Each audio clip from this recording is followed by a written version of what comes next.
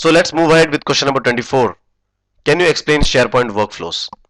Now this is a theoretical video, but it's a very essential video because we need to understand the base on which SharePoint workflows actually stand on.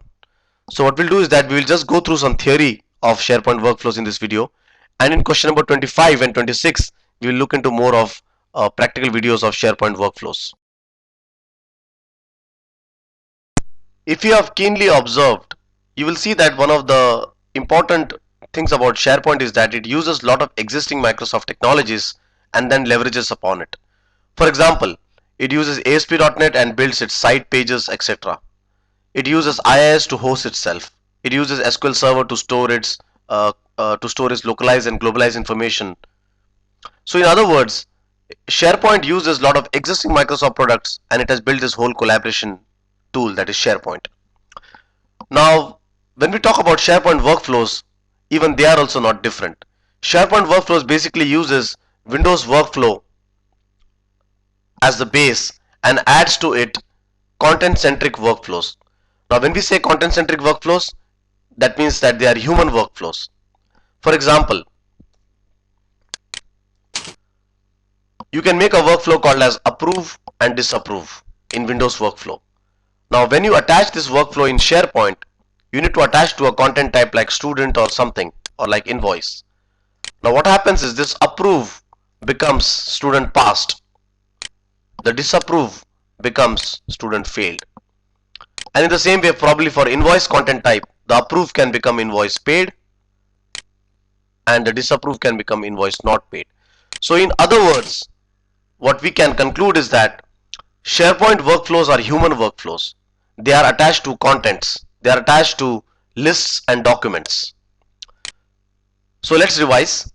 SharePoint workflow sits on top of Windows workflow and adds content-centric workflows, or in other words we can say human workflows, to SharePoint. Whenever we talk about SharePoint workflow, we cannot talk about SharePoint workflow in isolation. In other words, the SharePoint workflow needs to be associated either with a list, with a document type, or with a content type. So we can say that SharePoint workflows are always talked in conjunction with a SharePoint object. Now because of this typical nature of a SharePoint workflow, there are four phases through which a SharePoint workflow goes through. The first phase is the associate phase. In this phase, the workflow is attached to a content type, a list type, or a document type. The second phase is the initiate phase. In this, the workflow object is created and it is ready to take up commands. The third is a modify phase. In this phase, the workflow instance is modified. In other words, probably the user is sending in commands like approve, disapprove, etc. So the workflow object gets modified.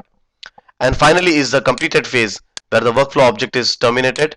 And now whenever we talk about SharePoint workflows, they are nothing but they are extension of Windows workflow engine. So basically SharePoint workflow basically stands on the top of Windows workflow and adds to it human centric workflow, or you can say content centric workflow.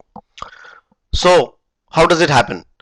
Now when any SharePoint page, list, document type sends in a command to the workflow, it is not sent directly.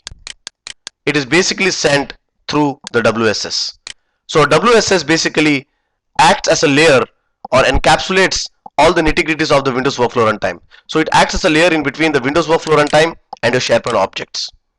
So you can say that WSS basically extends the Windows workflow runtime and gives you the feature of content-centric or human-centric workflow. Now what we'll do is that in the coming up sessions, we will try to practically see how we can utilize the default workflows given by SharePoint and how we can develop our custom workflows.